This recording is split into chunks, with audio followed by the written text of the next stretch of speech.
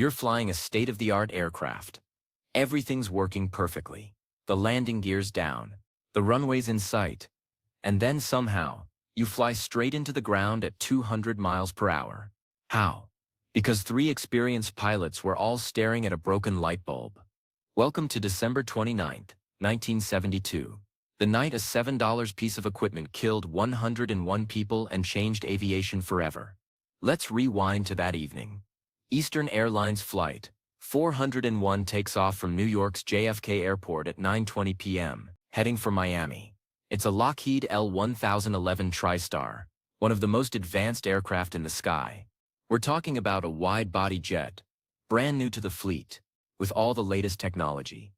3 engines, space for 400 passengers, and a flight deck that looks like something out of Star Trek compared to older planes. On board are 176 people, mostly families heading to Florida for the holidays. The cockpit crew. Captain Bob Loft, 55 years old, with 30,000 flight hours under his belt. That's the equivalent of flying continuously for 3.5 years without landing. Once. His first officer is Albert Stockstill, 39, with 5,800 hours logged. And sitting behind them is flight engineer Don Repo, 51. Another veteran with thousands of hours of experience. By any measure, this is a dream team. These aren't rookies learning on the job. These are the guys who train other pilots. The flight to Miami is routine, boring, even. They cruise at 35,000 feet. The passengers settle in. The flight attendants serve drinks. Everything is textbook perfect. At 11:32 p.m., Miami approach control clears them to descend. They're cleared for landing on runway 9 left. Captain Loft lowers the landing gear, or at least he moves the lever. In the cockpit, 3 green lights are supposed to illuminate, confirming that the nose gear, left main gear and right main gear are all locked down and ready. 2 lights come on immediately. The nose gear light stays dark. Now this happens sometimes. Usually it's just the bulb. The gear's down and locked. But the little indicator light has burned out. It's like when your car's check engine light comes on because of a loose gas cap, not because your engine's actually about to explode. Annoying, but not dangerous. But here's the thing. You can't just assume it's the bulb. What if the gear really isn't down? What if you're about to land a 200-ton aircraft on its belly at 150 miles per hour? That's the kind of thing that tends to ruin everyone's night. So Captain Loft does exactly what he's supposed to do. He tells Miami Approach they've got a minor gear indication problem and requests to break off the approach. They're cleared to climb to 2,000 feet and head west, out over the dark Everglades, where they'll have time and space to sort this out. No pressure, no traffic, just figure out what's wrong and come back when they're ready. The handbook says the next step is simple. Pull the green lens off the indicator light, remove the bulb, and check if it's burned out. If it is, replace it. If it's not, well, then you might actually have a problem with the gear. First Officer Stock still tries to remove the light assembly. It won't budge. These things are supposed to twist out easily. But this one's stuck. He's pulling, twisting, trying to get enough leverage in the cramped cockpit. Captain Loft reaches over to help. Now both pilots are focused on this stubborn piece of plastic. Flight engineer Repo suggests they try the spare bulb. The light will come on, and they'll know the gear's fine. Good idea. Stock still takes the spare bulb, manages to wrestle the assembly partly free, and tries to install it. It still doesn't light up. Now things get interesting. And not in a good way. Because see, the L-1011 has this incredible new technology called an autopilot. Not just any autopilot, but a sophisticated system that can hold altitude, follow headings, and basically fly the plane while the crew deals with other tasks. It's one of the selling points of the aircraft. Captain Loft has the autopilot engaged in altitude hold mode. The plane should maintain 2,000 feet automatically. He's free to focus on the landing gear issue. In fact, that's the whole point of having an autopilot. It's there so pilots don't have to hand fly every second of the flight, leaving mental bandwidth for problem solving. But here's what nobody in that cockpit knows. The autopilot on the L-1011 can be disengaged partially, not on purpose, but by accident. If someone pushes or leans against the control yoke with just the right amount of pressure, about 15 pounds, The autopilot's altitude hold function will disconnect. The plane won't do anything dramatic. No alarms, no sudden movements. It'll just start a gentle, almost imperceptible descent over the Everglades. With no city lights below and no visible horizon, you won't feel that descent. Your inner ear can't detect a steady descent of 200 feet per minute. It's too gradual. You need visual references or instruments to know you're going down. Back in the cockpit, all three crew members are now working on the landing gear problem. They're troubleshooting, running through checklists, discussing options. Stock still finally gets the indicator assembly out and is examining it. Repo suggests he go down into the avionics bay, a compartment below the flight deck where he can visually confirm whether the nose gear is actually down or not. There's a little optical sight down there for exactly this purpose. Captain Loft agrees. Repo unbuckles and heads down through the hatch.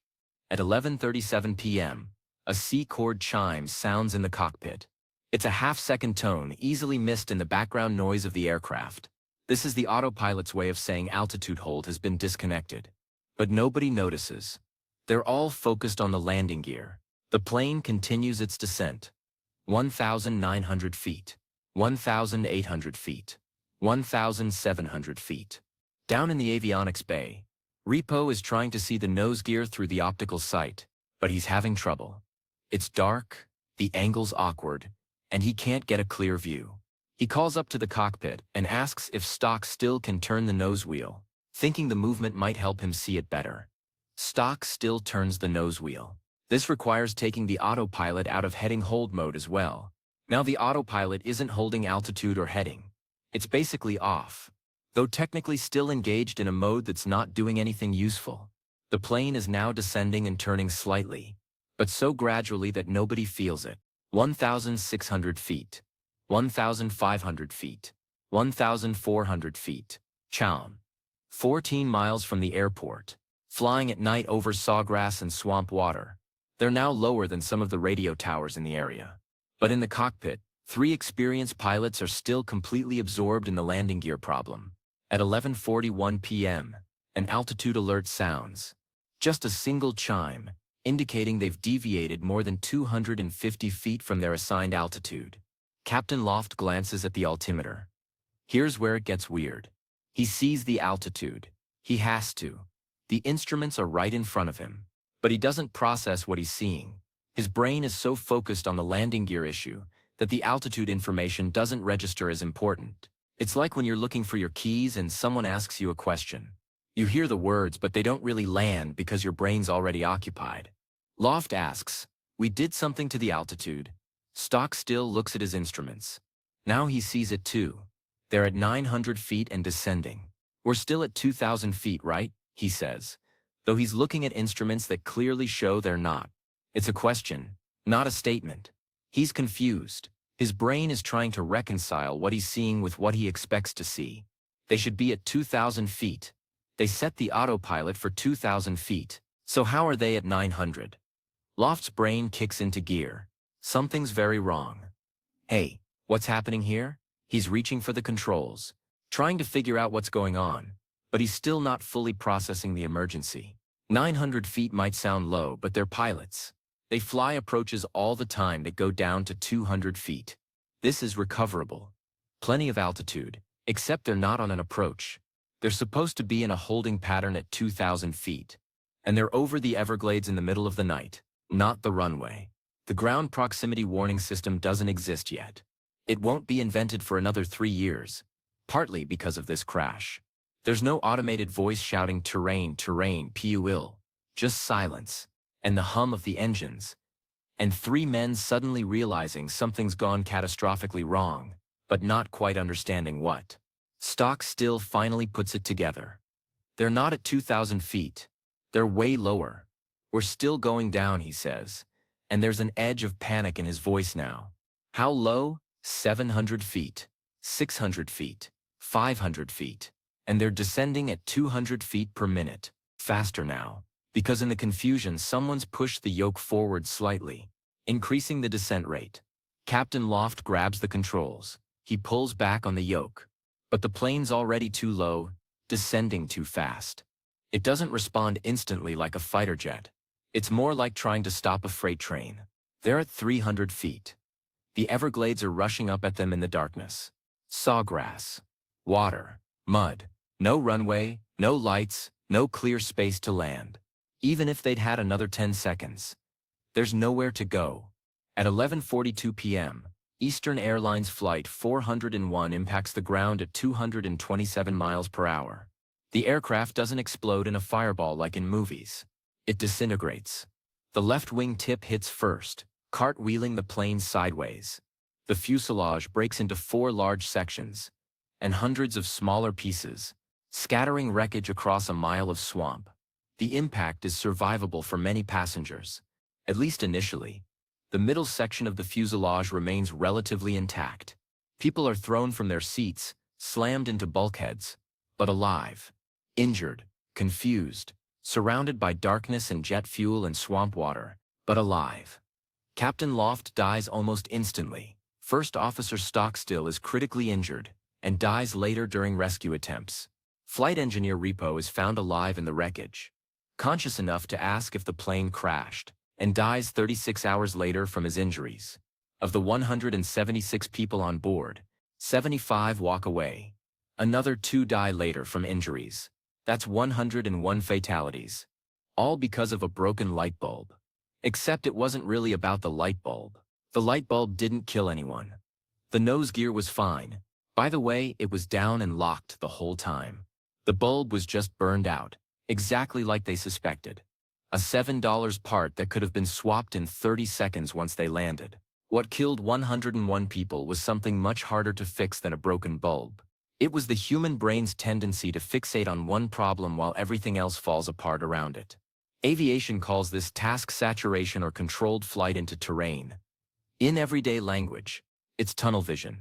All 3 pilots were so focused on the landing gear that they lost the big picture. They forgot the fundamental rule of flying, the thing they teach on day 1 of flight school. Aviate, navigate, communicate. In that order. First, fly the plane. Make sure it's going where you want it to go. Then figure out where you are. Then talk to people. Everything else is secondary. The landing gear, that's a communicate problem. It's something you coordinate with the tower. Something you troubleshoot while maintaining control of the aircraft. It's not supposed to become an aviate problem. But that night, they let it. The National Transportation Safety Board investigation took months.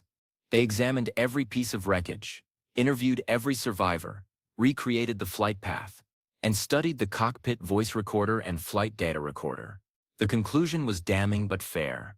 The probable cause was the failure of the flight crew to monitor the flight instruments during the final 4 minutes of flight and to detect an unexpected descent soon enough to prevent impact with the ground.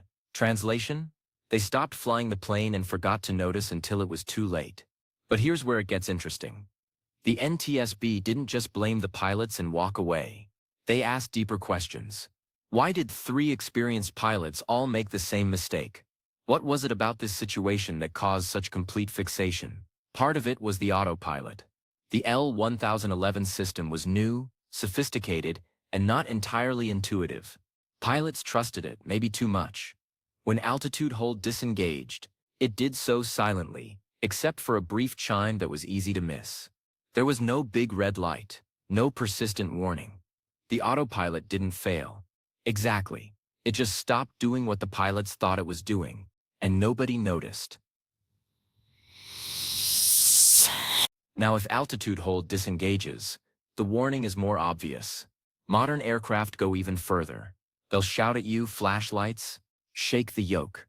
They make it almost impossible to accidentally fly into the ground. The other change was even more revolutionary. The NTSB recommended, and the FAA eventually mandated, something called Crew Resource Management.